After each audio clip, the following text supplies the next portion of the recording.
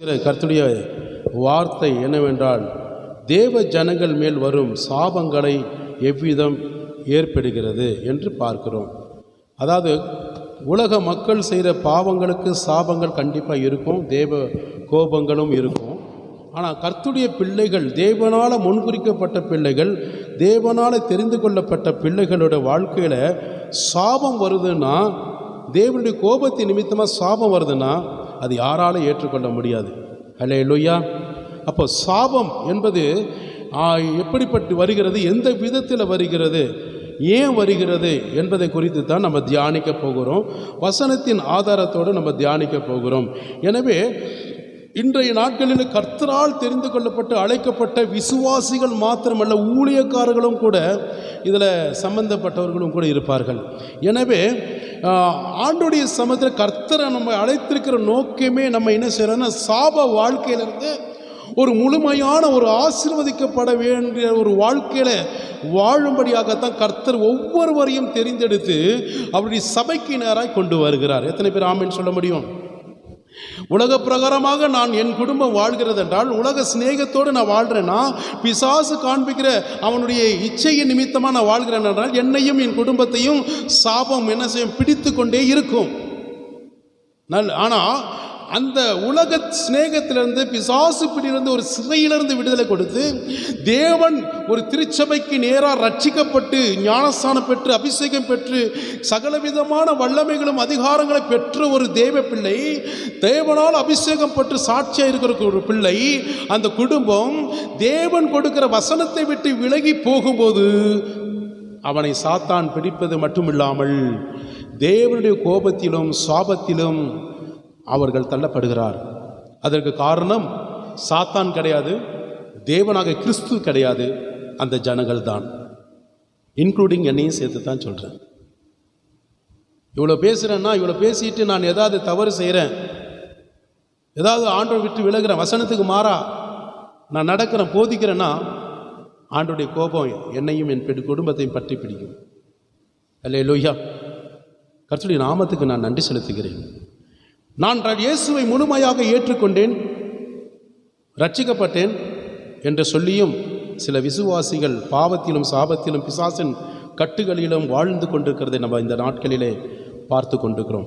நான் இயேசுவை முழுமையாக சொந்த இரட்சகராக நான் ஏற்றுக்கொண்டேன், அவரை தவிர எந்த தெய்வத்தையும் நான் பின்பற்றுவதற்கும் வணங்குவதற்கும் நாடி போவதற்கும் நான் இடம் ஒரு நாளும் கொடுக்க மாட்டேன் என்று அர்ப்பணித்த எத்தனையோ கிறிஸ்தவர்கள் இருக்கிறார்கள். அப்படிப்பட்டவர்கள் முழுமையாக இயேசு ஒருவர் தான் மெய்யான தேவன் என்று கண்டு கொண்டவர்கள் மட்டுமல்ல, அவரால் ரட்சிக்கப்பட்டவர்கள் என்றால் என்ன, நான் ரட்சிக்கப்பட்டேன் என்றால் என்ன, இயேசு கிறிஸ்துவின் சொந்த இரட்சகராக ஏற்றுக்கொண்டு விட வேண்டிய எல்லாவித தீமையான பழக்க வழக்கங்கள் ஜென்ம சுவாபங்களெல்லாம் விட்டுவிட்டு இயேசு கிறிஸ்துவை மாத்திரம் சார்ந்து 100% நான் வாழ்வேன் என்று அர்ப்பணித்தவர்கள், ஒப்பு கொடுத்தவர்கள் தான் தேவனால் ரட்சிக்கப்பட்ட ஜனங்கள். தேவனால் நான் ரட்சிக்கப்பட்டேன் என்று தீர்மானம் சொல்ல முடியும், உறுதி சொல்ல முடியும்.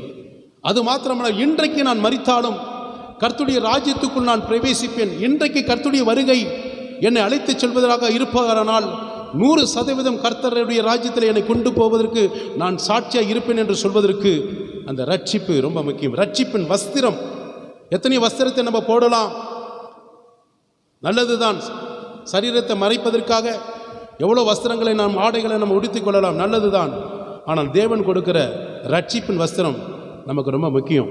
அந்த ரட்சிப்பின் வஸ்திரம் நமக்கு பாதுகாப்பு உண்டாகிறது. அந்த ரட்சிப்பின் வஸ்திரம் தேவனுடைய மகிமையை கொண்டு வரும். அந்த ரட்சிப்பின் வஸ்திரம் தேவனுடைய சமூகத்தில் மகிமையை மாற்றம்ல அவர் விருப்பத்தை நிறைவேற்றும். ஹல்லேலூயா. எத்தனை பேர் ஆமென் சொல்ல முடியும்? நான் ரட்சிக்கப்பட்டேன், இயேசுவை முழுமையாக ஏற்றுக்கொண்டேன், நான் ரட்சிக்கப்பட்டேன் என்று சொல்லுகிற எத்தனை ஜனங்கள் இருப்பீர்கள்? இப்போ கையை உயர்த்தினா நிறைய பேர் உயர்த்திருப்பீங்க. இதை சொன்ன பிறகு உயர்த்துன்னு சொன்னால் ஒருத்தரும் கூட உயர்த்திருக்க மாட்டீங்க, எனக்கு தெரியும். ஒரு சில பேர் வேணால் இருக்கலாம். சில விசுவாசிகள் என்ன செய்வாங்க, ரட்சிக்கப்பட்ட பின்பு இயேசுவை முழுமையாக ஏற்றுக்கொண்டு உலக வாழ்க்கையில் இன்னும் வாழ்ந்து கொண்டிருப்பாங்க. உலக வாழ்க்கைன்னா அப்படி ஆண்டவருக்கு வசனத்துக்கு மாறாய், வசனோட வார்த்தை வசனத்துக்கு மாறாய், உபதேசத்துக்கு மாறாய், கர்த்தர் கொடுக்கிற ஆலோசனைக்கு மாறாய் தேவனை துக்கப்படுத்தும்படியாக, பரிசுத்த ஆவியை நிந்திக்கும்படியாக உலகம் காண்பிக்கிற சிநேகம், ஆசைகளுக்கு, இச்சைகளுக்கு இடம் கொடுத்து வாழ்கிறவர்கள் எத்தனையோ மறைமுகமான கிறிஸ்தவர்கள் இருக்கிறார்கள், ஊழியர்களும் இருக்கிறார்கள். அல்லேலூயா. இப்படிப்பட்டவர்கள் பாவத்தில் மாத்திரமல்ல, அவர்கள் செய்கிற தவறு பாவத்தின் நிமித்தமாய் தேவனுடைய கோபத்தினால 4 தலைமுறைக்கும், முதல்ல உபாகமம் புஸ்தகத்தில், யாத்திராகமம் புஸ்தகத்தில் தேவன் சொல்கிறார் 1000 தலைமுறைக்கும் நியாயம் விசாரிப்பேன் என்று சொல்கிறார். 1000 தலைமுறை என்றால் என்ன? அத்தனை தலைமுறைக்கும் என்னுடைய கோபம் நியாயம் விசாரிக்கும். உன் குடும்பத்தில் சன்னதிகள் எல்லாம் என்னுடைய நியாய தீர்ப்பு இருந்துகிட்டே இருக்கும். அவர்களை நான் ஆசீர்வதிக்க மாட்டேன், அவர்கள் சாபத்திலே வாழ்வார்கள். யாருனால? உன் பாவத்தினால என்று கர்த்தர் சொல்லுகிறார். ஆனால் அவைகளெல்லாம் ஆண்டு என்ன செஞ்சார்? இயேசு கிறிஸ்து தள்ளிவிட்டு 4 தலைமுறைக்கு மட்டும்தான் என்ன வச்சிருக்கிறார். 4 தலைமுறைக்கு நீ செய்த பாவத்தின் நிமித்தமாய், தேவனுடைய சாபத்தின் நிமித்தமாய் உன்னையும் உன் பிள்ளைகளையும் உன் சன்னதிகளையும் பிடித்து கொள்ளும். அதுதான் சாபம். அந்த சாபம் எப்படி வருகிறது என்று கர்த்தர் வேத வசனத்தின் நிமித்தமாக மட்டுமல்ல சுட்டி காட்டினதை நீங்கள் அறிந்திருக்கிறீர்கள். சத்தியத்தை அறிந்தவர்கள் சத்தியம் விடுதலை பெற்ற பின்பு வேத வசனத்துக்கு மாறாய் நாம் நடக்கக்கூடாது. அல்லேலூயா சொல்லுவோமா? என்னை கொன்று போட்டாலும் ஒழிய ஆண்டவரை விட்டு நான் பின்வாங்க மாட்டேன். சத்திய ஆவியானவர் வரும்போது சகல சத்தியத்தில் உங்களை நடத்துவார். அந்த ஆவியானவர் யார்? இயேசு கிறிஸ்து. எப்பொழுது வருவார்? நீ இடம் கொடுக்கும்போது வருவார். யாருக்கு? ஆண்டவராக இயேசு கிறிஸ்து. கரங்களை தட்டி இயேசுவுக்கு நன்றி சொல்லுவோம். அப்போ பாவம் எப்படி வருகிறது? தேவனுடைய சாபம் எப்படி வருகிறது என்றால், ஒரு கிறிஸ்தவன், ஒரு மெய் கிறிஸ்தவன் தேவனை விட்டு விலகும் போது, பரிசுத்த ஆவியானவருக்கு கொடுக்க வேண்டிய நேரங்கள், இடங்கள் பரிசுத்தமாய் கொடுக்காதபடி அவன் வாழ்க்கையில உலகத்தில் பிரகாரம் வாழ்கிறான் என்றால், அவனுக்கே தெரியாத அளவுக்கு பலவிதமான சாபங்கள் அவன் வாசற்படியில் படுத்து கொண்டிருக்கும். வாசற்படியில் அப்படி ஆசீர்வாதம் உள்ள வராது. வாசற்படியில் பிசாசு உட்காந்துருப்பான். அப்ப இவைகளிலிருந்து நம்ம விடுதலை பெறணும்.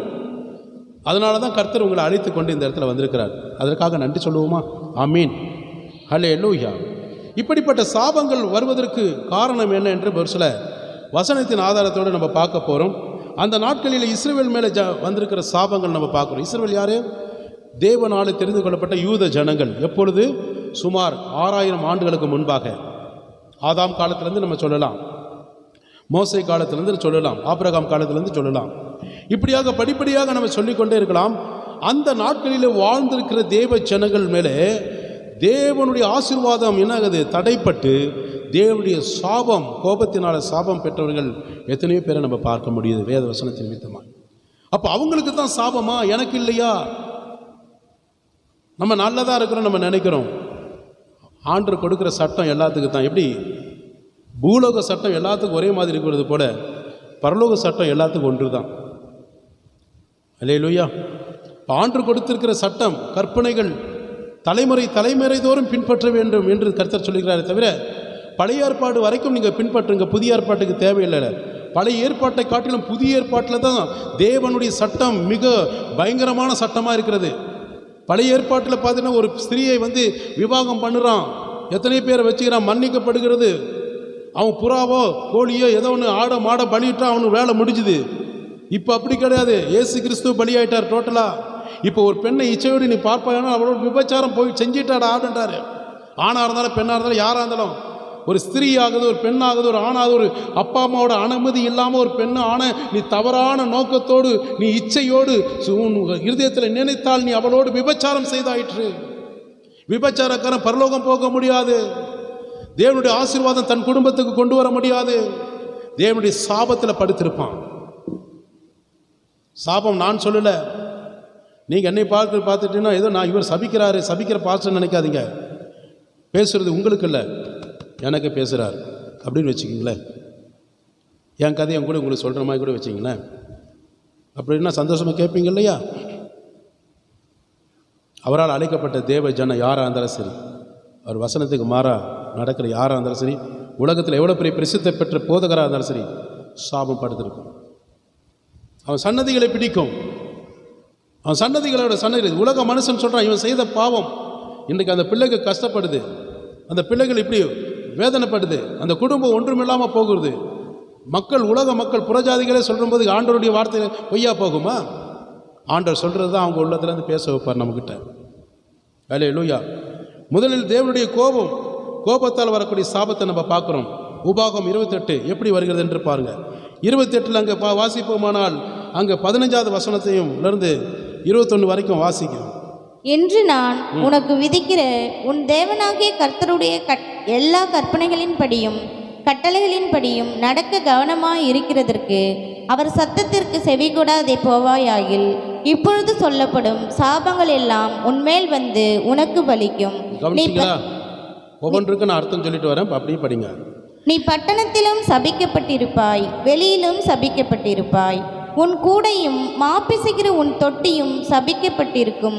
உன் கர்ப்பத்தின் கனியும் உன் நிலத்தின் கனியும் உன் மாடுகளின் பெருக்கமும் உன் ஆடுகளின் மந்தையிலும் சபிக்கப்பட்டிருக்கும். நீ வருகையிலும் சபிக்கப்பட்டிருப்பாய், நீ போகையிலும் சபிக்கப்பட்டிருப்பாய். என்னை விட்டு விலகி நீ செய்து வருகிற உன் துர்க்கிரியைகளின் நிமித்தம் சீக்கிரத்தில் கெட்டுப்போய் அழியும் மட்டும் நீ கையிட்டு செய்கிறதெல்லாவற்றிலும் கர்த்தர் உனக்கு சாபத்தையும் சஞ்சலத்தையும் கேட்டையும் வரப்பண்ணுவார். நீ சுதந்தரிக்கும் தேசத்தில் கர்த்தர் உன்னை நிர்மூலமாக்கும் மட்டும் கொள்ளை நோய் உன்னை பிடித்து கொள்ள பண்ணுவார். போதுங்க. இதுக்கு ஏதாவது விளக்கம் தெரியுமா? இது நான் சொல்ல, இயேசு சொல்றார், கர்த்தர் சொல்லுகிறார். யாருக்கு சொல்றார்? அந்நாட்களிலே வாழ்ந்து கொண்டிருக்கிற இஸ்ரவேல் ஜனங்களுக்கு சொல்கிறார். தலைமுறை தோறும் வாழ்கிற பிள்ளைகளுக்கு சொல்கிறார். இப்போ ஆண்டவர் சொல்கிற வார்த்தை, இன்றை நான் உனக்கு விதிக்கிற தேவனாகிய கர்த்தருடைய எல்லா கற்பனைகளையும் கட்டளைகளையும் கவனமாய் செய்கிறதற்கு இருக்க வேண்டும். அவர் கொடுத்திருக்கிற கட்டளைகள், அவர் கொடுத்திருக்கிற கற்பனைகள் தான் அந்த 10. அதில் ஒன்று மிஸ்டேக் ஆகக்கூடாது. அப்போது அவர் சத்தத்திற்குன்னா அவர் சொல்லுகிற வார்த்தை, ஜீவனுள்ள வார்த்தை, பலனுள்ள வார்த்தை, ஆசீர்வதிக்கப்பட்ட வார்த்தைக்கு நீ செவி கொடுக்காமல் போவாயானால் இப்பொழுது எல்லாம் மேலே சொல்லப்பட்ட எல்லா சாபங்களும் உன்னையும் உன் குடும்பத்தையும் பிடித்துக் கொள்ளும் என்று கர்த்தர் சொல்கிறார். அது மாத்திரமல்லாமல் நீ பட்டணத்திலும் சபிக்கப்பட்டிருப்பார், வெளியிலையும் சபிக்க. எங்கே போனால் உலகத்தில் எந்த மூளை முழுக்க நீ போ, அங்கே ஆசீர்வாதம் இருக்குன்னு சொல்லி நீ போனால் அங்கே உன் சாபம் பின்தொடர்ந்து வந்துகிட்டே இருக்கும். அசுத்தாவி பார்த்துட்டிங்களா? நான் கேள்விப்பட்டிருக்கிறேன். இந்த இடத்துல வந்து வெளியே பயிற்சி வச்சிங்களேன், வெளியூர் எங்கே போனாலும் பின் தொடர்ந்துட்டே வரும். உங்களுக்கு தெரியாது, எங்கே இருந்தாலும் பின் தொடர்ந்துட்டே வரும். நீ உலகத்தில் எந்த மூலை முடியும் அந்த அசுத்தாவி அங்கே போய் நிற்கும். நான் கேள்விப்பட்டிருக்கிறேன். சென்னை விட்டுட்டு அவங்க வந்து நார்த்துக்கு போயிட்டாங்கன்றக்காக அசுத்தாவி அங்கே, ஐயோ நார்த்து ரொம்ப தூரம், ட்ரெயின் ஏறி போகணும், ஃப்ளைட் ஏறி போகணும், வேண்டான்னு சொல்லி நிற்காது. அது ஒரு செகண்டு தான், அங்கே போய் டப்பு உங்களுக்கு முன்னாடி போய் நிற்கும். அதுக்கு வல்லம் இருக்குது. அப்போ பட்டணத்திலும் நீ சபிக்கப்பட்டிருப்பாய். எந்த ஊர்லேயும் இருந்தாலும், கிராமத்தில் இருந்தாலும், பாதாள குழிக்குள்ளே போய் ஒளிஞ்சிருந்தாலும் தேவனுடைய ஆசீர்வாதம் தங்காது. அது மாத்திரமில்லாமல் நீ எவ்வளவுதான் தானியங்களை சேர்த்து வைத்து இருந்தாலும் திருப்தியாய் உன்னால் சாப்பிட முடியாது. வறுமை ஒரு பக்கம் இருக்கும், இன்னொரு பக்கம் நல்ல தானியங்கள் நிறைஞ்சிருக்கும், ஆனால் ஆசை இருக்கும், சாப்பிட முடியாமல் எத்தனையோ கிறிஸ்தவர்கள் இருப்பாங்க. வியாதி, பலவீனம், கவலை, பிரச்சனை, எப்படி சாப்பிட முடியும்? சந்தோஷமாக இருந்தால் தான் நல்லா சாப்பிட உள்ளே இறங்க சாப்பாடு. ஒரு பிரச்சனை உள்ளே வந்துருச்சுன்னா எப்படி சாப்பிடுவே? அதான் சபிக்கப்பட்டிருக்கும். நீ சேர்த்து வச்சிருக்கிற ஆடு மாடு மிருக ஜீவனங்களெல்லாம் எகிப்து தேசத்தில் எப்படி தேவனுடைய கோபத்தினால சாபத்தினால எகிப்து தேசத்தில் இருக்கக்கூடிய ஜனங்களோட சேகரித்த அந்த எகிப்து தேசனுடைய மக்களோட எல்லா ஆசீர்வாதத்தை கர்த்தர் என்ன செஞ்சார்? டோட்டலாக இஸ்ரவேல் ஜனங்களுக்கு கண்களுக்கு முன்பாக அடித்தார். அவங்களுடைய சாபமும் அந்த உங்களுக்கு வர வேண்டாமல் இருக்காமல் இருக்கணும்னா நான் சொல்வதை நீங்கள் கேட்டு கவனமாக அதன்படி நடக்க சொல்கிறார். அது மாத்திரமல்ல பாருங்கள், நீ வருகையிலும் சவிக்கப்பட்டிருப்பாய், போகவும் சவிக்கப்பட்டிருப்பாய். அது மாத்திரமல்ல பாருங்கள், இங்கே கவனம் 20, என்னை விட்டு நீங்கள் விலகி நீ செய்து வருகிற உன் துர்க்கிரிகள் நிமித்தமாக சீக்கிரத்தில் கெட்டு போவாய். துர்க்கிரிகள், நற்கிரிகளை செய்ய வேண்டும். கிறிஸ்தவர்கள் நல்ல காரியங்களை செய்ய வேண்டும். துன்மார்க்கன வாழ்வதற்காக கர்த்தர் அழைக்கவில்லை, தெரிந்து கொள்ளவில்லை நம்மை. நற்கிரிகளை செய்ய வேண்டும். துர்க்கிரிகளை நீ செய்து நிமித்தமாக சீக்கிரத்திலே உன் குடும்பங்கள், உன் ஆத்துமா, உன் சரீரம் எல்லாம் கெட்டு போய் நீ டோட்டலாக மரணத்தை சந்திக்கும் அழியும் வரைக்கும் நீ எந்த வேலை கையிட்டு செய்தாலும் எல்லாவற்றிலும் கர்த்தர் உனக்கு ஆசீர்வாதத்தை வர சாபத்தை கொண்டு வருவார். அதனால் உனக்கு மனவேதனை, சஞ்சலமாகிய மனவேதனையும் கேட்டையும் வர பண்ணுவாய், அழிவும் வர பண்ணுவாய். எத்தனை குடும்பம் அப்படி இருக்குது தெரியுங்களா? எவ்வளோ சம்பாதிச்சாலும் நிம்மதி இல்லை, வாழ்கிறதோட போகிறதே மேடுன்னு போயிடுவாங்க. போகிற இடம் பரலோகம் போக மாட்டான், பாதாளத்துக்கு போயிடுவான்.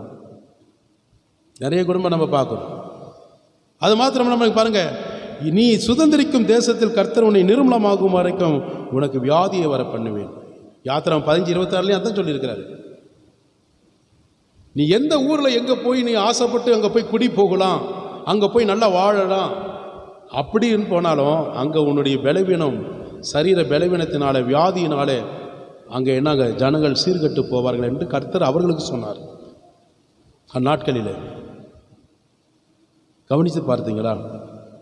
அப்போ அந்த வியாதி ஒன்றும் வர பண்ணேன் என்றால் வர பண்ணக்கூடாது, கர்த்தர் வர விடாமல் நான் உன்னை காப்பேன் என்று சொன்னால் 28 உபாகம் 28:1-12 வரைக்கும் எல்லாவித ஆசீர்வாதம் பெற்றுக்கொள்ளணும்னா நாம் தேவனுடைய சத்தத்துக்கு கீழ்ப்படிஞ்சாதான் எல்லா ஆசீர்வாதம் அதில் இருக்குது. நீங்கள் வீட்டில் போய் படித்து பாருங்கள்.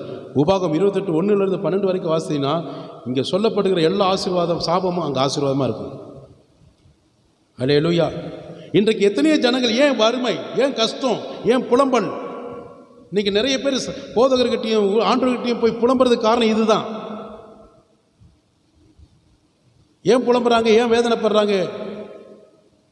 எல்லாரோட வாழ்க்கையில் ஏன் நடக்குதுன்னா இதுதான் காரணம். இதை நீங்கள் புரிஞ்சுக்கணுன்னு தான் இயேசு சொல்கிறார். அன்றைக்கு அவர்கள் வாழ்க்கையில் நடந்தது நம்ம வாழ்க்கையில் நடக்கிறதுக்கு எவ்வளோ நேரம் ஆகும்?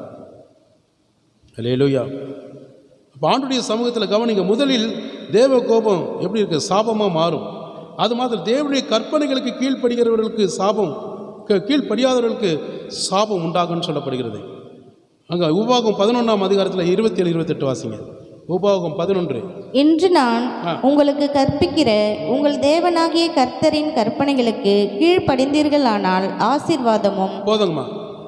அப்போ இன்றைக்கு இதை கேட்டுக்கொண்டிருக்கிற நீங்கள் அவர்களுக்கு உண்டான அந்த தேவ கோபமும் சாபமும் உங்கள் வீட்டிலே, உங்களுக்கு குடும்பத்திலே பற்றாதபடி, தொடராதபடி கர்த்தருடைய ஆசீர்வாதம் தங்கணும். என் வீட்டில் எப்பொழுதுமே கர்த்தர் இருக்கணும், கர்த்தருடைய ஆசீர்வாதம் இருக்கணும்னு சொல்லி நான் விரும்பினேன்னா கர்த்தராகிய இயேசு கிறிஸ்து எனக்கு கற்றுக்கொண்டிருக்கிற கர்த்தரின் கற்பனைகளுக்கும் நான் கீழ்ப்படுகிற போது தான், அதன்படி நடக்கும்போது தான், அதன்படி வாழும்போது தான் தேவன் என்னை ஆசீர்வதிப்பார்.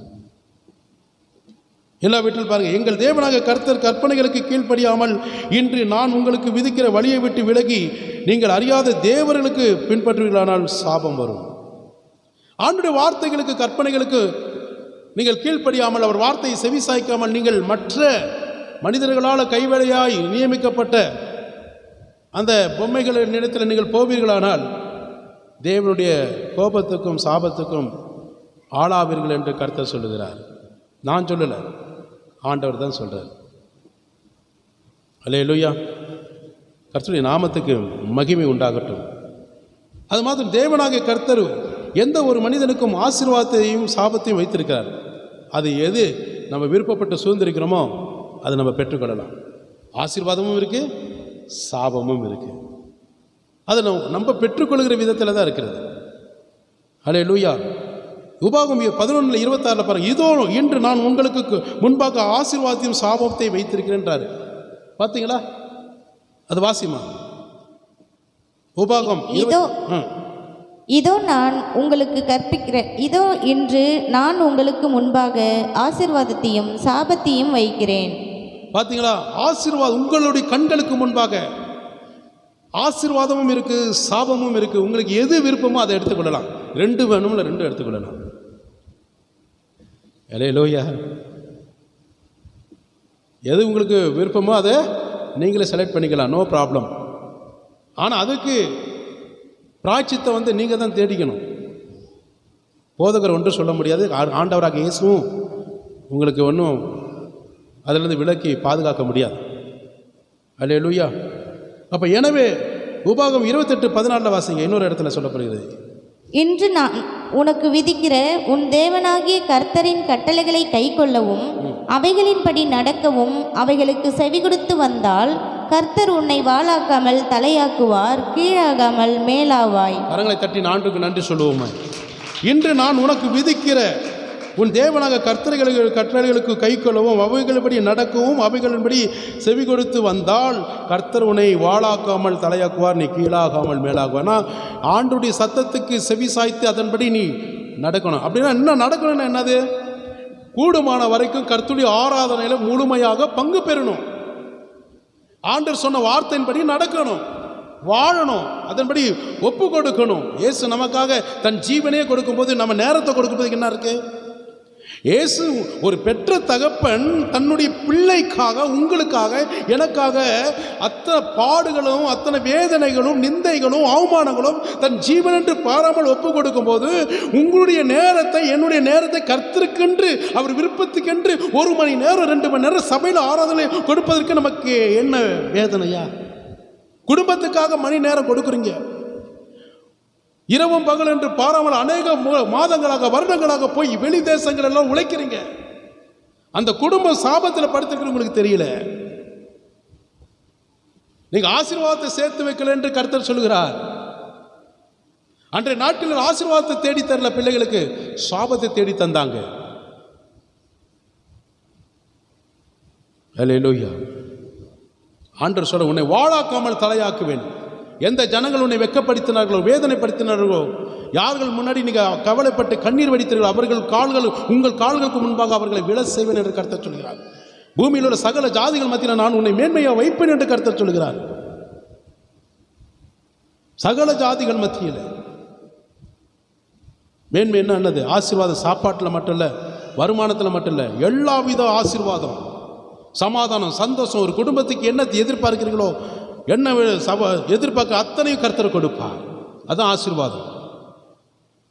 பிச்சைக்காரன் கூட நம்மளோட நல்லா தான் இருக்கிறான், அதனால அவன் ஆசீர்வாதம், அவனு கடவுளை தேடாதவன் தான்,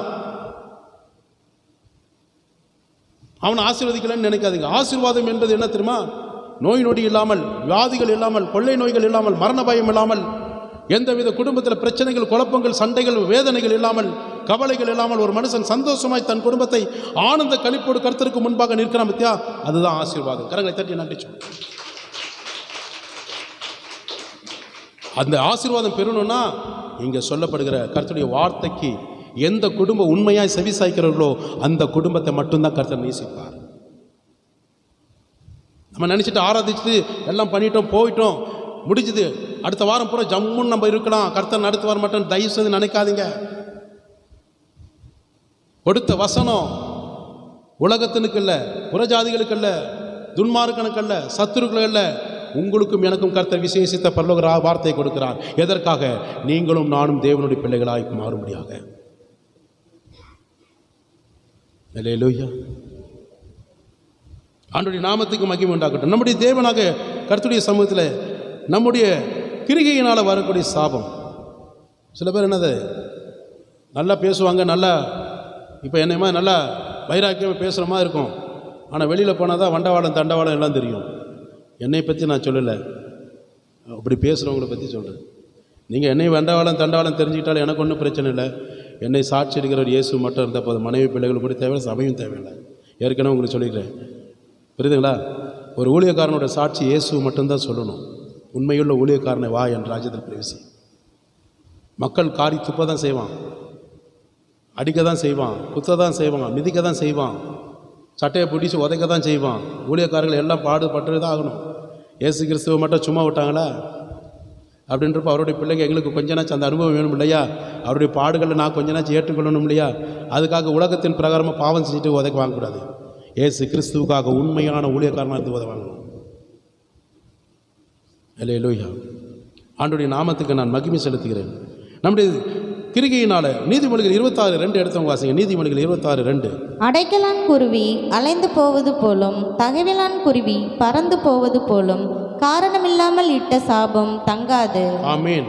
ஒரு குருவி, அடைக்கலான் குருவி பறந்து போனால் போகட்டும், தகவிலான் குருவி பறந்து போனாலும் போகட்டும், ஆனால் காரணம் இல்லாமல் ஒருத்தன் சாபம் விடுறான் வச்சிங்களேன், தங்காது. சில பேர் சொல்லுவீங்க, ஐயா என் குடும்பத்தில் ஒருத்தன் சபிச்சிட்டான், சாபத்தை விட்டுட்டான், பயமாக இருக்குங்க ஐயா, என்ன செய்வேன்னு தெரில ஐயா, என் குடும்பத்தில் எப்படியெல்லாம் என்ன நடக்குமோ தெரில, பயமாக இருக்குங்க ஐயா, என்னை சபிச்சு விட்டுட்டான், மாந்திரிக பில்லி சுனியை செஞ்சு வச்சுட்டான், இனி இதில் நான் விடுதலை பெறதுக்கு ஒரு வழியே இல்லைங்க ஐயா அப்படின்னு சொல்லி கலங்கிட்டு மட்டும் தயவுசெய்து இருக்காதீங்க.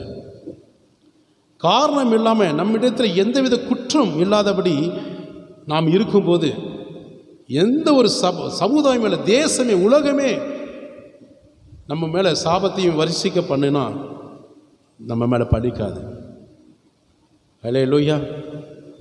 உங்களுக்கு ஏற்கனவே சொல்லியிருக்கிற பொங்கலூர் பகுதியில் குடும்பமே டோட்டலாக அழிப்பதற்காக எவ்வளோ மாந்திரிக பிள்ளை சொன்னெல்லாம் செஞ்சுருக்காங்க. ஃபோட்டோலாம் நான் வச்சுருக்கிறேன், எல்லா புகைப்படம் வச்சுருக்கிறேன். அவ்வளோ கொடூரமான ஒரு மந்திரம் பண்ணி வச்சுருந்தாங்க கேரளாவில் இருந்து. ஆனால் இன்றைக்கு வரைக்கும் 10-12 வருஷம் ஆச்சு. எங்கள் அப்பா மட்டும்தான் செத்துட்டார். ஆனால் நாங்கள் இன்னும் உயிரோடு தான் இருக்கிறோம். ஒரு சேதமும் கிடையாது. அல்லேலூயா. சேதப்படுத்தினவன் அந்த எல்லையை விட்டு காலி பண்ணி வச்சிட்டார் ஆண்டவர். அதான் உண்மை. சத்துருக்கள் 7 வழியாக ஓடி போவார்கள். எவ்வளவுக்கு எவ்வளோ நம்ம ஆண்டவருக்கு உண்மையாக இருக்கிறோமோ அவ்வளோக்கு கூட ஆசீர்வாதம் நமக்கு வந்துக்கிட்டே இருக்கும். கர்த்தருடைய நாமத்துக்கு மகிமை உண்டாகட்டும். அப்போது காரணம் இல்லாத சாபம் ஒருத்தன் விடுறாங்கன்னா, சபிக்கிறாங்கன்னா, அது அந்த குடும்பத்தை பழிக்காது. அதே இது தவறு செய்து அவன் வயிறு எரிஞ்சு சபிக்கிறான், அவங்க குடும்பத்துக்கு விரோதமாக நம்ம ஏதாவது செஞ்சுருப்போம், ஒரு மன்னிப்பு கூட கேட்காம இருந்திருப்போம், தவறு உணராமல் இருந்திருப்போம். அது மனைவியாக இருக்கலாம், பிள்ளைகளாக இருக்கலாம், குடும்பத்தில் யாராக இருந்தாலும் சரி, சம்மந்தப்பட்டவங்க யாராக இருந்தாலும் சரி, நம்ம தவறு நிமித்தமாக ஒருத்தன் மனுஷன் சபிக்கிறான், அந்த சாபம் நம்மளை நிச்சயமாக பழிக்கும். ஆனால் அந்த சபிப்பதற்கு முன்பாக அவங்ககிட்ட போய் ஒப்புரவாகணும், மன்னிப்பு கேட்கணும், வருத்தத்தை தெரிவிக்கணும். இனி தவறு செய்ய மாட்டான் என்று என்ன செய்யணும்? ஒப்பு கொடுக்க வேண்டும். அப்பொழுது ஒன்று அவன் எவ்வளோ சாபம் விட்டாலும் கர்த்தர் அந்த சாபத்தை நீக்கிடுவார். கரங்களை தட்டி நன்றி சொல்லுவோமா? இந்த சாபம் ஆதிய நாட்களில் வந்தது எப்படின்னு நம்ம பார்க்குறோம். முதல்ல ஆதாம் காலத்தில் வந்திருக்கு. ஆதாம் ஏவாளும் ஆண்டோடைய வார்த்தைக்கு கீழ்ப்படியாதனால தான் ஆண்டவர் 3ஆம் அதிகாரத்தில் என்ன செய்கிறாரு? ஏவாளுக்கும் பின்பு ஆதாமுக்கும் சாபத்தை கொடுக்குறாரு. அந்த சாபம் தான் பூமியில் இன்னைக்கு வரைக்கும் தொடருது. ஆனால் எல்லாருமே சாபத்தில் இன்னைக்கு வரைக்கும் இல்லை. சாபம் இல்லாமல் கர்த்தருடைய ஆசீர்வாதத்தில் இன்னைக்கு நிறைய பேர் இருக்கிறாங்க. அல்லேலூயா. கர்த்தருடைய நாமத்துக்கு மகிமை உண்டாகட்டும். ஆதியாகமம் 3ஆம் அதிகாரத்தில் 16-17 எடுத்தவங்க வாசிங்க. அவர் ஸ்திரீயை நோக்கி, நீ கர்ப்பவதியாய் இருக்கும்போது உன் வேதனையை மிகவும் பெருக பண்ணுவேன், வேதனையோட பிள்ளை பெறுவாய், உன் ஆசை உன் புருஷனை பற்றி இருக்கும், அவன் உன்னை ஆண்டு கொள்ளுவான் என்றார். பின்பு அவர் ஆதாமை நோக்கி, நீ உன் மனைவியின் வார்த்தைக்கு செவி கொடுத்து புசிக்க வேண்டாம் என்று நான் உனக்கு விலக்கின விருட்சத்தின் கனியை புசித்தபடியினாலே பூமி உன் நிமித்தம் சபிக்கப்பட்டிருக்கும், நீ உயிரோடு இருக்கும் நாளெல்லாம் வருத்தத்தோடே அதன் பலனை புசிப்பாய். ஆமீன். ஆதாமுக்கு கொடுத்திருக்கிற வார்த்தை பார்த்தீங்கன்னா, முற்பிதாக்கள் செய்த தப்பு யாரை சேருது? பிள்ளைகளை சேருகிறது. அப்போ நான் செய்கிற தவறு என் பிள்ளைகளை சேரும். எங்கள் அப்பா அம்மா செய்கிற தவறு, என் தாத்தா முப்பாட்டன் செய்கிற தவறெல்லாம் 4 தலைமுறைக்கு அப்படியே போகும். அப்போ இந்த சாபத்திலேருந்து விடுதலை பெறணும் அப்படின்னா தேவனோடு சஞ்சரிக்கணும். இப்போ உதாரணமாக சொல்லப்போனால், எங்கள் தாத்தா எங்கள் அப்பா சொல்லுவார், அதுக்கு மேலே இன்னொரு தாத்தாலாம் தெரியாது. அந்த தாத்தா மிக குடிகார், பயங்கர நல்ல குடிகார். அப்போ எங்கள் அப்பா சின்ன வயதுலேருந்து அவரை தான் என்ன செய்வார், போய் வாங்கிட்டு வர சொல்லுவார். இவர் அடிக்கடி வாங்கிட்டு வரும்போது சின்ன வயசில் இவரு என்ன செஞ்சார், பதம் பார்த்துருக்கிறாரு. இவரும் விரும்பி சாப்பிட்றாரு, நம்மளும் சாப்பிட்றோன்ட்டு கொஞ்சம் கொஞ்சமாக சாப்பிட்டு அவரும் அந்த பழக்கத்தில் உண்டாக்கிட்டார். இப்போ அடுத்தது யார்? 3ஆவது தலைமுறை மூத்த மகன் நானும் சாப்பிடலன்னு சொல்ல, நான் எப்படி இருக்குன்னு டேஸ்ட் பண்ணியிருக்கிறேன், ஆனால் பழக்கத்துக்கு இல்லை. ஏன் பொய் சொல்லக்கூடாது. ஃபுல் பீட்டில் ரட்சிக்கப்படுவதற்கு முன்பாக இராணுவத்தில் இருக்கும்போது நான் சாப்பிட்ருக்கேன், ரம்மு சாப்பிட்டுருக்கிறேன் இராணுவத்தில்.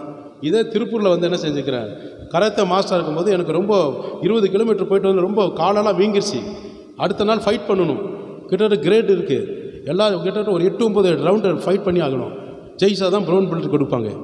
அப்போ என்ன இருந்தது, ஒருத்தன் என்ன செஞ்சுட்டான், இளவரசன் ஒருத்தன், அண்ணா வாங்கண்ணா கொஞ்சம் ஆடிங்க, நான் சாப்பிட்றோன்னு பஸ் ஸ்டாண்டில் ரோட்டில் போய் கல் மேலே போய் சாஞ்சிட்டு வாந்தி எடுத்துட்டு உட்காந்து. அதுக்காக தப்பாக நினைக்காது, ஒரு பார்க்கறத பார்த்தா அடிக்கிற மாதிரி தெரியுது, சரிங்களா? அந்த மாதிரிலாம் ஒரு 2-3 இருந்திருக்கு. அப்போ இயேசுவை பற்றி எனக்கு அவ்வளோ தெரியாது. அப்போ அந்த மாதிரி முற்பிதாக்கள் செய்கிற தவறு என்னாகும், அப்பா தாத்தா அடுத்தது அப்பா அடுத்தது நான் இருந்தேன்னா என்ன இருக்கும், என் பிள்ளையும் தப்பு பண்ணியிருக்கோம். அப்போ ஆண்டுடைய சமூகத்தில் நான் ரட்சிக்கப்படுவதற்கு இயேசுவை ஏற்றுக்கொண்ட பிறகு அந்த பாவங்களுக்காக மன்னிப்பு கேட்டு, அப்பா அம்மா பாவங்களுக்காக மன்னிப்பு கேட்டு எல்லாத்தையும் டோட்டலாக விட வேண்டியதை விட்டு இயேசுவை முழுமையாக ஏற்றுக்கொண்டதுனால தான் இன்றைக்கு உங்களுக்கு முன்பாக சாட்சிய கருத்தில் வைத்திருக்கார். அது மாத்திரமில்லாமல் என் பிள்ளை, என்னுடைய சன்னதிகளாக பிள்ளையும் உங்களுக்கு ஊழியக்காரனாக கருத்தில் கொண்டு வந்திருக்கிறார். அது மாத்திரமில்லை, என்னுடைய மகளும் ஊழியக்காரியாக இருக்கிறார். என் மகளோட பிள்ளைகளும் இன்றைக்கு கர்த்தருடைய சமூகத்தில் என்ன சொன்னாங்க, ஆராதனையில் அவங்களும் எல்லா காரியங்களையும் அவங்க ஆராதிக்கிறாங்க. இதுதான் சாபம் உடைக்கப்படுகிறது. கவனிச்சிங்களா?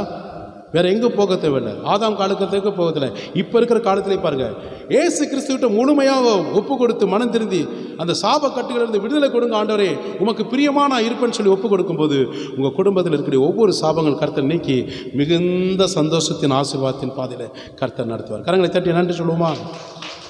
அப்போ ஆதாம் காலத்தில் பாருங்கள், அப்புறம் என்ன சொல்கிறாரு, அந்த ஸ்திரியை நோக்கி உன் வித்துக்கு உன் பகை உண்டாக்குவேன், அவர் உன் தலையை நசுக்குவார், நீ அவர் குதிங்களை நசுக்குவாய் என்றார்.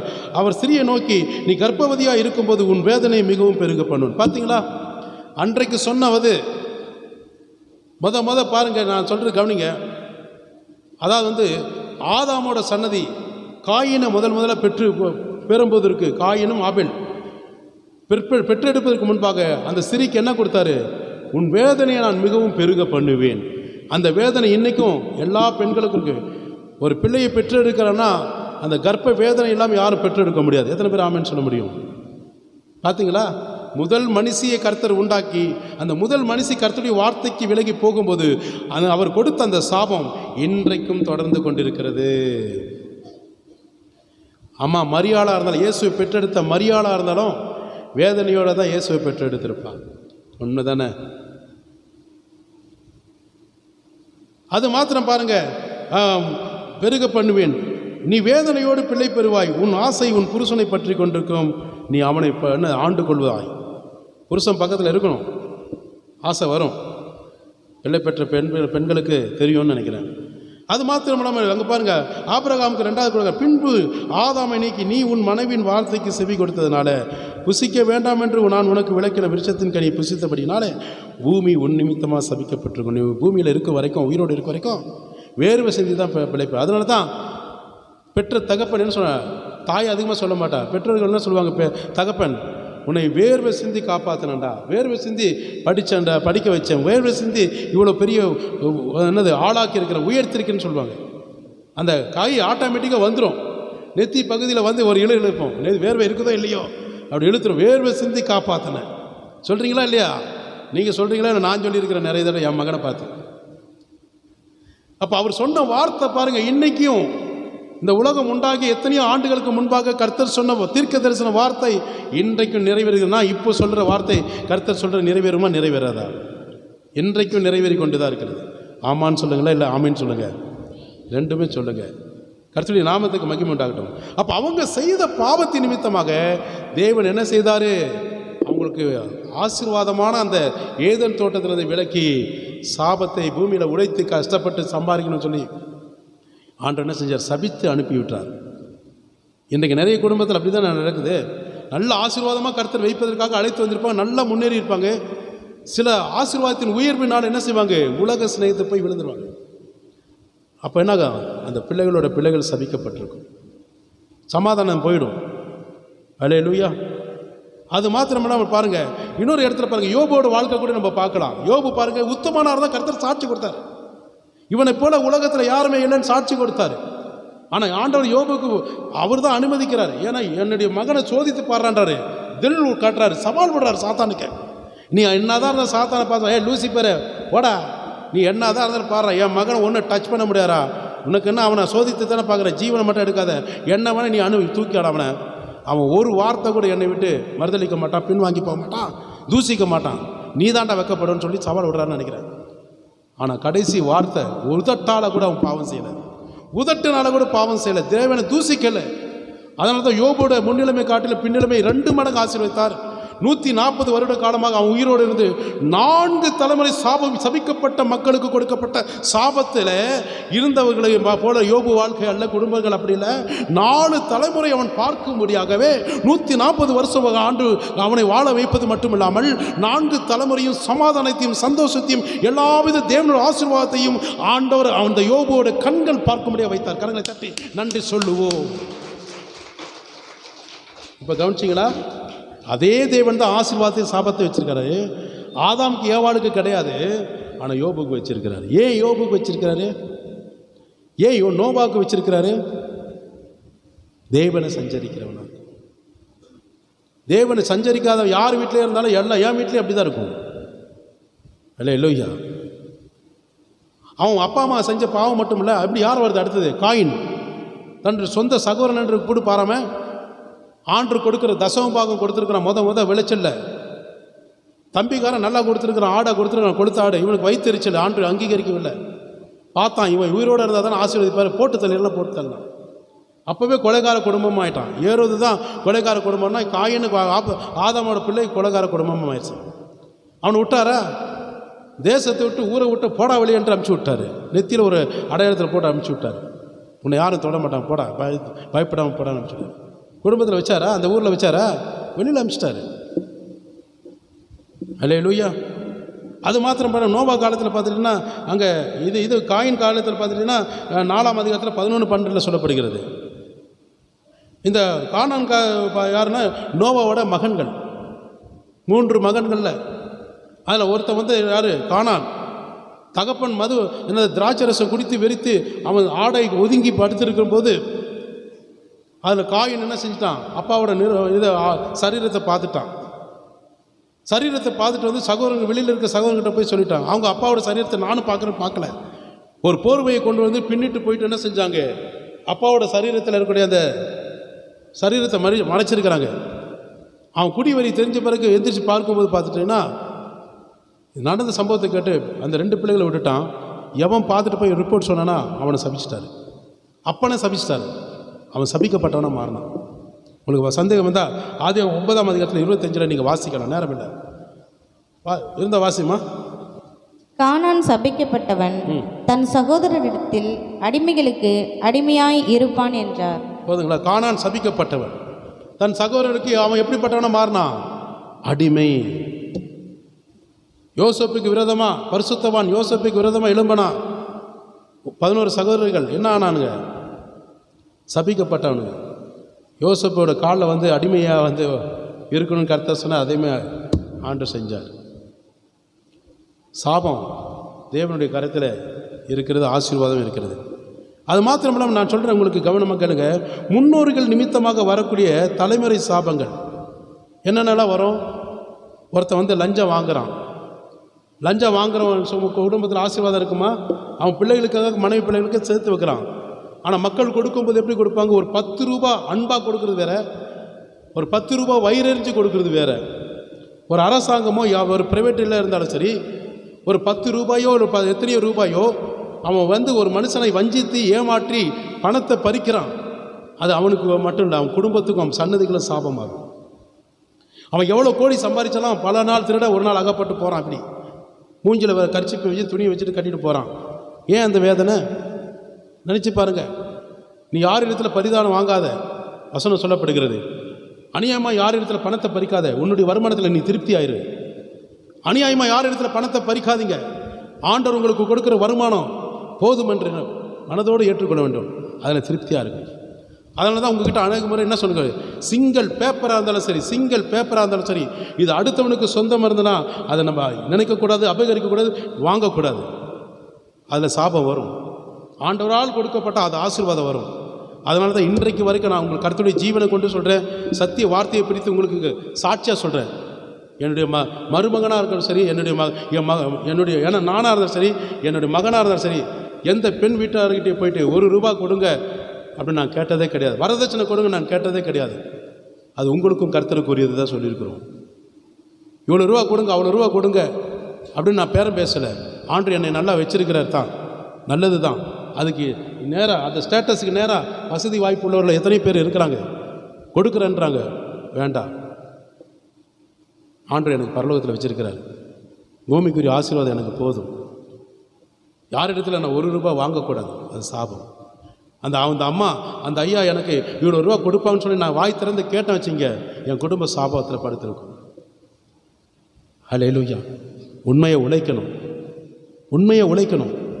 உண்மையுள்ள மனுஷன் பரிபூர்ண ஆசீர்வாதத்தை பெறுவான். உண்மையான மனுஷன், கர்த்தருக்கு உண்மையான மனுஷன் பரிபூர்ண தேவனுடைய ஆசீர்வாதத்தை பெறுவான், இல்லைன்னா சாபத்தை பெறுவான். ஒரு சிங்கிள் பேப்பர் கூட 33 ஆண்டு காலமாக என் மனைவியின் இடத்துல இன்றைக்கு வரைக்கும் 1 ரூபாய் கேட்டதில் கர்த்தர் சாட்சின்னு பல முறை சொல்லியிருக்கிறேன். என் மகனாக இருக்கட்டும், மகளாக இருக்கட்டும், யார் இடத்துல திருமணம் பண்ணுறதுக்கு நியமிக்கப்பட்டிருந்தாலும் அந்த குடும்பத்தில் 1 ரூபாய் கொடுங்கன்னு நான் கேட்டது கிடையாது, கேட்கவும் மாட்டேன். ஆண்டவருக்கே தெரியும், கர்த்தரையே சாட்சி. இதை விட நான் பட்டினியாக இருந்து கஞ்சி தண்ணி குடிக்கிற மனுஷனாக இருந்தாலும் சரி, யார் இடத்துல எதிர்பார்க்கக்கூடாது, அது சாபம். எனக்கு வைத்திருக்கிற சொத்து பரலோகத்தில் இருக்கிறது. ஆமென். யாரும் சொல்ல மாட்டேங்கிறீங்களே? எனக்காக இல்லை, ஆண்டவருக்காக என்ன சாமின்னு சொல்லுங்க. கர்த்தருடைய நாமத்துக்கு நான் நன்றி செலுத்துகிறேன்.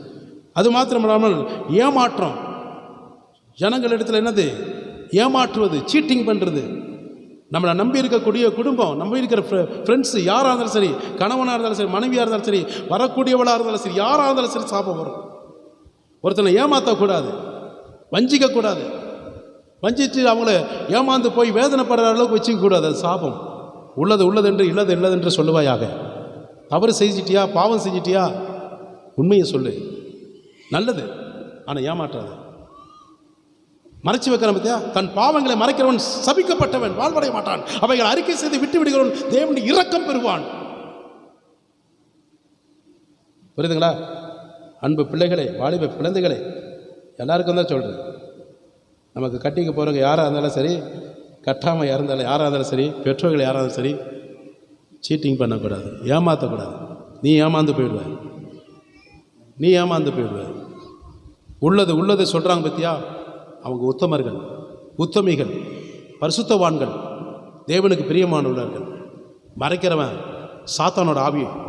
மறைக்கிறவன் தன்னுடைய வாழ்க்கையில வரக்கூடிய கணவனாக இருந்தாலும் மனைவியாக இருந்தாலும் யாராக இருந்தாலும் மறைக்கிறான் பத்தியா, தவிர சபிக்கப்படுறோம். சாபம். என் மகனுடைய திருமண காரியம் நின்னாலும் அடுத்த திருமண காரியம் இருந்தாலும் மறைக்கவே இல்லை. உள்ளது உள்ளது அப்படியே நான் சொல்லியிருக்கிறோம். உள்ளது உள்ளது அப்படியே நாங்கள் சொல்லியிருக்கிறோம். ஆண்டவர் அறிவார். சத்திய வேதத்தின் சத்தியத்தின் பிறார் சொல்லியிருக்கிறோம். அதுக்காக எல்லாமே சொல்லலை, முக்கியமான பாயிண்ட்களை தான் சொல்லியிருக்கோம். திருமணம் ஏன் நின்னது, ஏன் வேண்டான்னு சொன்னாங்க, ஏன் தடைப்பட்டிருக்கிறது, எதனால் வந்தது சொல்லியிருக்கு. புரியுதுங்களா? நம்ம ஒருத்தரை ஏமாத்திரம் வச்சுங்க, நம்ம குடும்பமே ஏமாந்து போயிடும். அது சாபம். தேவனுடைய கோபம் வரும். குடிப்பழக்கம், போதை பழக்கத்தில் எது ஆறாக இருந்தாலும் சரி, பிள்ளைகளுக்கு சாபம் வரும். தாம் பெற்ற தகப்பன் தாய் செய்கிற பாவம் பிள்ளைகளை தொடரும். அவங்களும் அதே தான் செய்வான். எப்படி போய் கேட்க முடியும்? இப்போ நான் மதுபானம் குடிச்சிட்டு இருக்கிறேன், சிகரெட் அடிக்கிறேன், பான்பராக் போடுற ஏதாவது ஒரு பழக்கத்தில் இருக்கிற என் மகனை போய் அவன் செய்கிறான், டேய் நீ செய்யாதடா, அது பாவண்டா அப்படின்னு சொன்னால் முதல்ல என்ன சொல்லுவான்? முதல்ல நீ நிறுத்தடா, நீ சாப்பிட்றத முதல்ல நிறுத்திட்டு அப்புறம் எங்கிட்ட வாடான்னு சொல்லுவான். சொல்லுவாங்களா சொல்ல மாட்டாங்களா? முதல்ல நீ யோகியமா, பிரசங்கம் பண்ணுறோம் நீ யோகியமா, புத்தி சொல்கிறோம் நீ யோகியமா, முதல்ல உன்னை சரிப்படுத்து, அதன் பின்பு என்கிட்ட வா, நான் திரிந்து பார்க்குறேன். சாட்சியாக இருக்கணும், கர்த்தருக்கு முன்பாக சாட்சியாக இருக்கணும். தன் குடும்பத்தை நடத்த தெரியாதவன் சபை எப்படி நடத்துவான்? திருச்சபையை நடத்த மாட்டான், முடியாது. திருச்சபையை நடத்துவார் ஒரு போதகர் இருக்குன்னா ஏசு கிறிஸ்துவுடைய அனைத்து சுவாபங்களும் அவனுக்கு இருக்கணும். பிசாசோட குணம் ஒன்று கூட இருக்கக்கூடாது. அவன் தான் சபை மேய்ப்பன். அல்லேலூயா.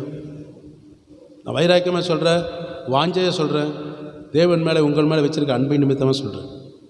கர்த்தருடைய நாமத்துக்கு மகிமை உண்டாகட்டும். விபச்சாரம், வேசித்தனம் பண்ணுறவங்க வீட்டில் சாபம் படுத்திருக்கும். சாபம் எப்படி வருது பார்த்தீங்களா? விபச்சார, வேசித்தனம், போதை பழக்க வழக்கங்கள், பரம்பரை வியாதிகள். ஏன் வருது பரம்பரை வியாதி? அதெல்லாம் சாபம். டாக்டர் கேட்குறான்ல, இந்த அல்சர் எப்படி வந்திருக்கு, இந்த கேன்சர் எப்படி வந்திருக்கு, இந்த சுகர் எப்படி வந்திருக்கு, உங்கள் அப்பாவுக்கு இருக்கா, உங்கள் அம்மாவுக்கு இருக்கா, உங்கள் அப்பா அம்மா தாத்தாவுக்கு இருக்குதா, தாத்தானோட தாத்தானுக்கு இருக்கான்னு கேட்குறான். அவனுக்கு தெரியுது, நமக்கு தெரியல. புரியுதுங்களா? அப்போ பரம்பரை வியாதி இது எது? சாபம். தேவனுடைய கோபத்துக்கு ஆளாகிற குடும்பம், கர்த்தருடைய பிள்ளைகள் தவறு செய்யும் போது, தேவ ஜனங்கள் கர்த்தருடைய வார்த்தை விட்டு விலகி போகும்போது சாபம் வரும். எதுக்காக ஆண்டு கொடுக்கிறாரு? நீ மனம் திரும்ப வேண்டும் என்பதற்காகத்தான். உன்னை கொடுத்து நீ வேதனைப்பட்டு அழுகிறது கர்த்தர் கை தட்டிட்டு இருக்கிறதுக்காக அல்ல. நீ அதிலிருந்து விடுதலை பெறணும், நீ மனம் திருந்தி வாழணும், நீ தவற உணரணும், இனி அந்த பாவத்துக்கு இடம் கொடாமல் பரிசுத்த வழியிலே நீ நடக்கணும். என் பிள்ளையா மீண்டும் வர வேண்டும், நான் உன்னை முழுமையாக ஏற்றுக்கொள்ள வேண்டும், என் ராஜ்யத்துக்குள்ளேயே நீ பிள்ளை, உன்னை கைவிட மாட்டேன். நீ எவ்வளோ தூரம் ஓடி போனாலும் உன்னை பின்தொடர்ந்து நான் வந்து உன்னை கூட்டிகிட்டு வருவேன். எந்த இயேசு தேடி வந்தார், எந்த வாழ்வை மாற்றினார். ஹல்லேலூயா நான் பாடுவேன், ஆனந்தமாக நான் பாடுவேன். ஹல்லேலூயா. ஒரு பரம்பரை வியாதி வருதுன்னா அதுலேருந்து நம்ம என்ன செய்யணும்? விடுதலை பெறுவதற்கு என்ன வழியோ அதை முயற்சிக்கணும். ஹல்லேலூயா. நீங்கள் வீட்டில் வாசித்து கொள்ளுங்கள், டைம் இல்லை. கரெக்டாக 9 ஒன்று 5-10 நிமிஷம் நான் உங்களுக்கு டைம் எடுத்துருக்கிறேன். 1 ராஜாக்கள் 15ஆம் அதிகாரத்தில் 25-26 வாசிக்க வேண்டாம். 1 ராஜாக்கள் 15ஆம் அதிகாரத்தில் 25ஆவது வசனம் 26ஆவது வசனம். யாத்திராகம் மட்டும் வாசிங்க 20:5. யாத்திராகம் 20:5. அதுலேயே நீ அவைகளை நமஸ்கரிக்கவும் சேவிக்கவும் வேண்டாம். உன் தேவனாகிய கர்த்தராய் இருக்கிற நான் எரிச்சலுள்ள தேவனாய் இருந்து என்னை பகைக்கிறவர்களை குறித்து பிதாக்களுடைய அக்கிரமத்தை பிள்ளைகளிடத்தில் 3ஆம் 4ஆம் தலைமுறை மட்டும் விசாரிக்கிறவராய் இருக்கிறேன். இப்போ புரியுதுங்களா? எத்தனை தலைமுறை? 3-4 தலைமுறை நியாயம் விசாரிப்பேன். இப்போ புரியுதுங்களா சாபம் எப்படி வருதுன்னு? எதனால் வருது? நானே உன் தேவனாகிய கர்த்தர், என்னை தவிர எந்த மனிதனின் நிமித்தமாக உருவாக்கப்பட்ட அந்த கிரியைகளுக்கு முன்பாக கையெடுத்து நமஸ்கரித்தால் கிறிஸ்துவ பிள்ளைகளுக்கு சாபம் வரும். யாருக்கு சாபம் வரும்? கிறிஸ்துவ பிள்ளைகள் தேவனை ஏற்றுக்கொண்டு அவர் வழியில் நடக்க ஒப்பு கொடுத்தவங்களுக்கு சாபம் வரும். எத்தனை தலைமுறை? 3ஆம் 4ஆம் தலைமுறைக்கு அவருக்கு ஒப்பான எந்த சுரூபத்தையும் விக்கிரத்தையும் உனக்கு உண்டாயிருக்க வேண்டாம். புரியுதுங்களா? அதனால தான் ஒரு குடும்பத்துக்கு போய் அவ்வளோ ஸ்ட்ராங்காக சொன்னேன்னா இல்லையா, உங்கள் குடும்பத்துக்கு வந்து அவ்வளோ வைராக்கியமேன்னு சொன்னேன். நீ எந்த படத்தை வேணாலும் இயேசு படத்தை கொண்டுட்டு வா, நானா அதான் பார்ப்பேன்னு பார்த்தேன்.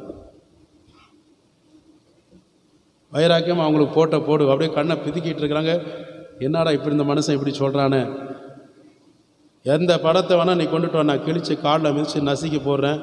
அந்த படம் எனக்கு அப்போவே இறுகை செஞ்சுச்சுன்னா என் உலகமே அதன் நிமித்தம் அதை பின்பற்றுங்க, இல்லைன்னா பேசாமல் இயேசுவை மட்டும் பின்பற்றுங்க. கண்டு விசுவாசிகள் காட்டிலும் காணாமல் விசுவாசிகள் பாக்கியவான், இல்லாட்டி அயோக்கியவான். கரங்களை தட்டி நன்றி சொல்லுங்கள். ஹல்லேலூயா. தோமாவோட சந்தேகம் நமக்கு இருக்கக்கூடாது. காணாமல் விசுவாசிக்க வேண்டும். அவர் வார்த்தையில் ஜீவன் இருக்கு. கண்டு விசுவாசிக்கக்கூடாது. ஒரு மனிதனோட கைவேலையை உண்டாக்கப்பட்ட ஜீசஸோட படத்தில் இயேசு இருக்க மாட்டார். அவருடைய சீசர்களோட படத்தில் சீசர்கள் இருக்க மாட்டார்கள்.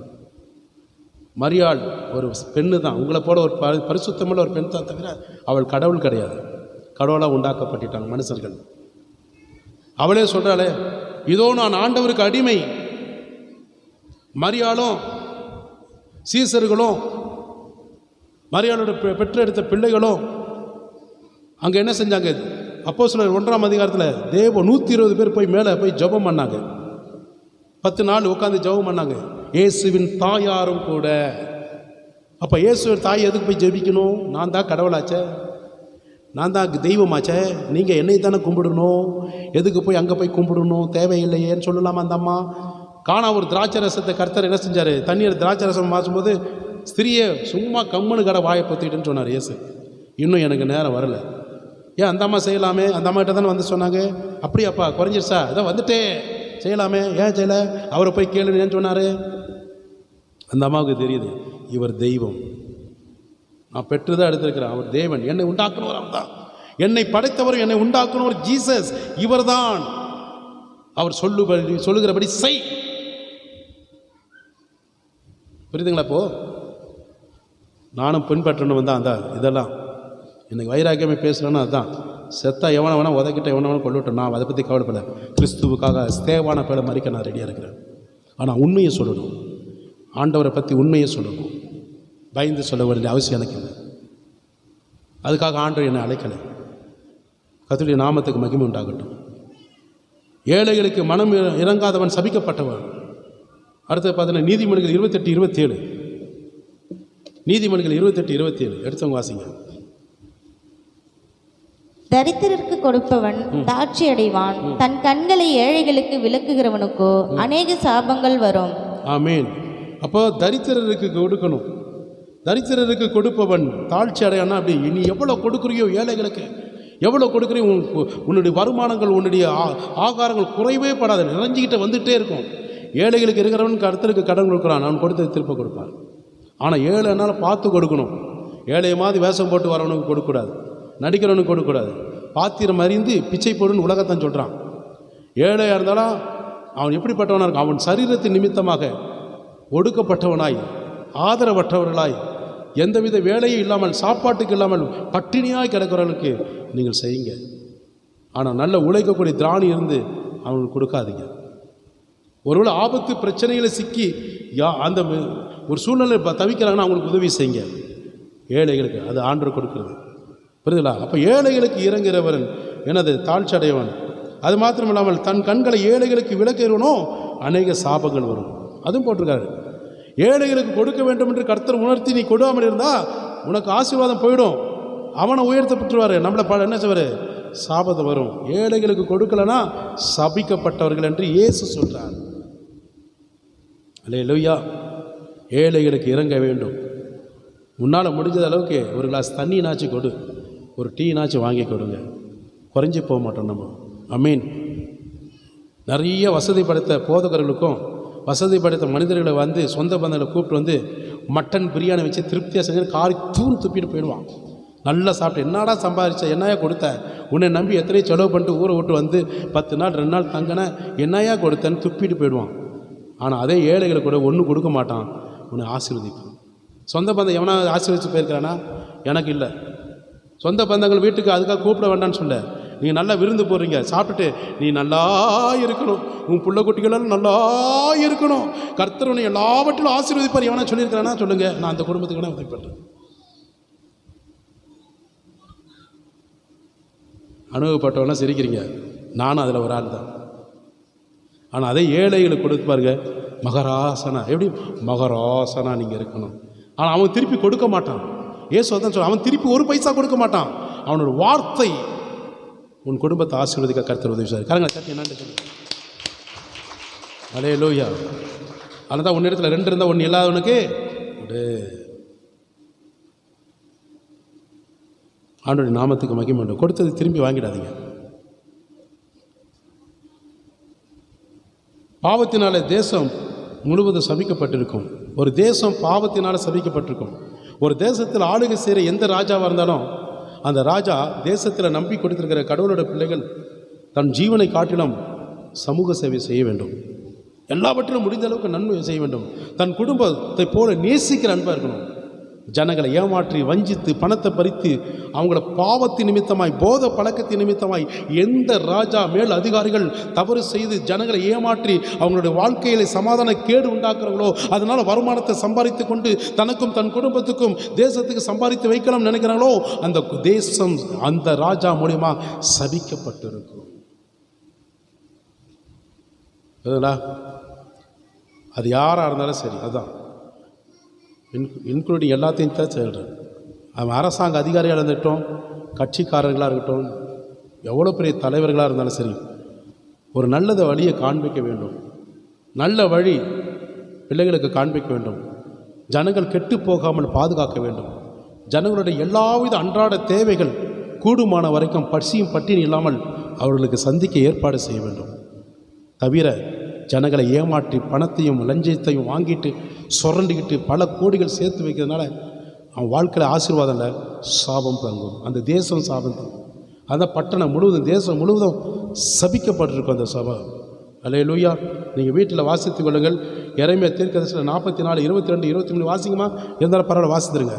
உங்கள் கிரியைகளின் பொல்லாப்பையும் நீங்கள் செய்த அருவருப்புகளையும் கர்த்தர் அப்புறம் பொறுத்திருக்க கூடாதபடியினால் அல்லவோ உங்கள் தேசம் இந்நாளில் இருக்கிறபடி குடியேற்ற அந்தரவெளியும் பாழும் சாபமும் ஆயிற்று.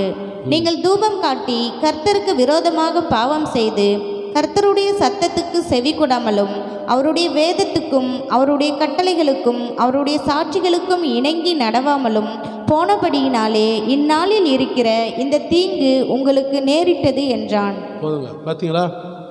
அப்போ என்னன்னா, உங்கள் கிரிகைகள் பொல்லாப்பையும் நீங்கள் செய்த அருவருப்புகள்னால கர்த்தரை பொறுத்து கொள்ளக்கூடாதபடி என்ன செய்கிற தேசம் இந்த நாள் இருக்க குடியிருக்கிற அந்த அந்தகார வெள்ளியும் பாலும் சாபமாக இருக்கும். ஆசீர்வாதம் பூரா சாபமாக மாறிடும். ஏன் மாறும் அப்படின்னா, நீங்கள் தூபம் காட்டி கர்த்தருக்கு விரோதமாக பாவம் செய்ய. தூபம்னா எதுக்கு? படங்களுக்கு, சிலைகளுக்கு தூபம் காட்டி அதை நமஸ்கரிக்கிறதுனால தான் கர்த்தருடைய சத்தத்துக்கு செவி கொடாமல் நீங்கள் அவருடைய வேத வசனத்துக்கு, அவருடைய கட்டளைகளுக்கு, அவருடைய சாட்சிகளுக்கு இணங்கி நடவாமல் நீங்கள் போனதுனால தான், இஸ்ரேல் ஜனங்களெல்லாம் அந்த நாட்களில் போனபடினால தான் இந்த தீங்கு இன்னைக்கு வரைக்கும் பிடிச்சிருக்கு. இப்போ புரியுதுங்களா? தேசத்தில் ஏன் கொள்ளை நோய், ஏன் பஞ்சம், ஆண்டு இயேசு சொன்னதெல்லாம் ஏன் மத்தேயு 24 சொன்னது அதெல்லாம் இங்கே பூமியில் ஏன் நடக்குதுன்னா இதுதான். அப்போது இந்த தேசத்திலிருந்து இப்படிப்பட்ட தேவ கோபமும் சாபமும் வராமல் இருக்கணும்னா நீங்களும் நான் என்ன செய்யணும்? நல்லா பெட்ஷீட்டை போட்டு படுத்து நல்லா போர்வையை திணித்து தூங்க வேண்டும். அப்படியா? இந்த தேசம் ஒரு நீதிமான் ரட்சிக்கப்பட்ட பட்டணம் கலிகூறும். ஒரு நீதிமான் ரட்சிக்கப்பட்டனா, அவன் கர்த்தருக்குள் உண்மையாக இருந்தானா அந்த பட்டணம் ஆசீர்வதிக்கப்படும். அப்போ தேசம் சாபத்திலிருந்து, தேவ கோபத்திலிருந்து விடுதலை முற்றிலுமாக பெற்று சமாதானம் அடையினா என்ன செய்யணும்? 1 தீமோத்தேயு 2:2 என்ன சொல்லுது?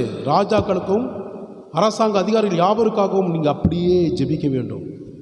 அதுக்காக தான் ஜெபிக்கலாம் வாங்கன்னு சொல்கிறோம். ஜெபிக்கலாம் வாங்க, ஏன் ஆராதனைக்கு கூப்பிட்றோம்? ஜெபம் பண்ண தான் கூப்பிட்றோம். நீங்கள் சௌக்கியமாக இருக்கிறீங்களா, நல்லா இருக்கிறீங்களா, சாப்பிட்டீங்களா, வேலையெல்லாம் நல்லா இருக்குதா, குடும்பம் நல்லா இருக்குதான்னு விசாரிப்பதற்காக இல்லை. அது 2வது. ஜெபம் பண்ணுவோம். தேசம் அழிஞ்சிருக்கு. தேசம் பல விதத்தில் சாபத்தில் போய் கொண்டிருக்கு. பிசாசு கங்கணம் கட்டி ஆடிட்டு இருக்கிறான். எல்லா ஜனங்களும் மோசம் போய்கிட்டு இருக்கான். தப்பித்து கொள்வதற்கு உங்கள் கையில் என் கையில் தான் கர்த்தர் வச்சிருக்கிறார். என்னது? ஜெபம். புரியுதுங்களா? ஜெபிக்காத குடும்பத்திலையும் சாபம் வரும். கர்த்தருடைய வார்த்தை கேட்காத குடும்பத்திலையும் அதுதான் இருக்கும். சபையோடு ஜெபிச்சாதான் சபை எழுப்புதல் உண்டாகும். சும்மா எழுப்புதல் சொல்லிட்டு தான் இருக்கிறேன். எப்படி எழுப்புதல் வரும்? என்றைக்கு ஒரு மன ஆவியோடு எல்லாரும் கூடுறாங்களோ அன்றைக்கி எழுப்புதல் வரும். கர்த்தருக்கு ஸ்தோத்திரம். அடுத்தது இன்னொரு கடைசியாக சொல்கிறேன். கொஞ்சம் துக்கமாக தான் இருக்கும், இருந்தாலும் சந்தோஷமாக ஏற்றுக்கொள்ளுங்க. துக்கமாக இருந்தால் பார்க்காதீங்க. இன்னொரு சாபம் எப்படி வருதுன்னா, ஆண்டவருக்கு கொடுக்க வேண்டிய தசம பாகத்தில் கை வைக்கும்போது சாபம் வரும். அதுன்னு சொல்லிடணும். சொல்லலைன்னா அதையும் கேட்பார் ஆண்டவர். உங்களுக்கு ஏற்கனவே தெரியும். மல்கியா 3ஆம் அதிகாரத்தில் 8-9 அதை மட்டும் வாசித்து முடிச்சோம். மனுஷன் தேவனை வஞ்சிக்கலாமா? நீங்களோ என்னை வஞ்சிக்கிறீர்கள். எதிலே உம்மை வஞ்சித்தோம் என்கிறீர்கள்? தசம பாகத்திலும் காணிக்கையிலும் தானே. நீங்கள் சபிக்கப்பட்டவர்கள், ஜனத்தாராகிய நீங்கள் எல்லோரும் என்னை வஞ்சித்தீர்கள். அப்போ நீங்கள் சபிக்கப்பட்டீர்கள். எதனால சொல்கிறாரு? சாபம் இதுலேயும் வச்சிருக்கிறாரு. கொடுக்குற காரியத்தில் கஞ்சத்தனம் பண்ணோம்னா, தசம பாகம் ஆண்டு கொடுக்க வேண்டியதில் நம்ம கையை வச்சுட்டோம்னா உன் வாழ்க்கையில் சாபம் வரும்னு ஆண்டவர் தான் சொல்கிறேன், நான் சொல்லலை. அது நீங்கள் கொடுக்கறது கொடுக்காது, அது உங்களுக்கு உரியது, கர்த்தருக்கு உரியது, எனக்குரியது அல்ல. ஆனால் ஆண்டுடைய சமயத்தில் கர்த்தருக்கு அதையும் ஏன் சொல்கிறேன்னா, நீங்கள் எல்லோரும் என்னை வஞ்சிக்கிறீர்கள், நீங்கள் எல்லாரும் என்னை ஏமாத்துகிறீர்கள். அப்போ எதில் ஏமாத்துறீங்க? நமக்கு ஒரு கேள்வி வரும். நீ தசம பாகம் காணிக்க கொடுப்பதில் என்னை ஏமாற்றுகிறேன். கொடுக்க வேண்டிய சபைக்கு நீ கொடாதபடி நீ என்ன செய்கிற? ஏமாற்றுகிறாய். என்னுடைய வருமானத்திலே நீ என்ன செய்கிற? என்னுடைய கையை வைக்கிறாய் என்று அவர் சொல்கிறார். அதுலேயும் ஒரு சாபத்தை வச்சிருக்கார். அப்போது ஆண்டவர் சொன்ன வார்த்தை எல்லாவற்றிலும் கட்டளை நியாயப்பிரமாணத்தை கருத்தை உடைச்சிட்டாரு. கட்டளைகள் கற்பனைகள் நம்ம கீழ்ப்படியும் போது, இந்த வார்த்தையை நம்ம கீழ்ப்படியும் போது, இதுலேயும் நம்ம ஆண்டவர் என்ன செஞ்சார்? ஆசீர்வாதத்தை வச்சிருக்கிறார், இதுலேயும் சாபத்தை வச்சிருக்கிறார். அல்லேலூயா. எல்லாரும் எழுந்து நிற்போமா? ஆண்டுடைய சமூகத்தில் எல்லாம் ஒப்பு கொடுங்க. இயேசுவே